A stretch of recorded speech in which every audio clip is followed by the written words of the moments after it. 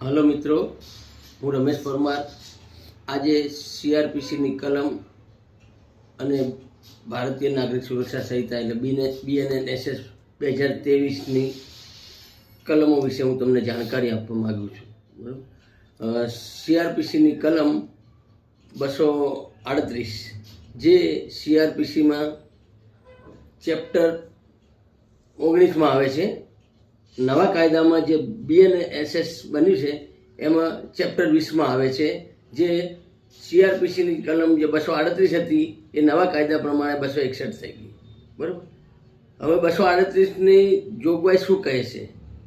કોઈ પણ મેજિસ્ટ્રેટ સમક્ષ જ્યારે પણ કોઈ પણ આરોપી હાજર થાય ત્યારે સીઆરપીસીની કલમ 207નું પાલન થવું જરૂરી છે, પણ નવા કાયદા મુજબ 230નું પાલન થવું જરૂરી છે. એટલે કે જે પોલીસ રિપોર્ટ કર્યો હોય 173, એટલે નવા કાયદા પ્રમાણે 193, જે 173નો રિપોર્ટ કર્યો હોય એની નકલો 207 મુજબ આપવામાં આવે છે.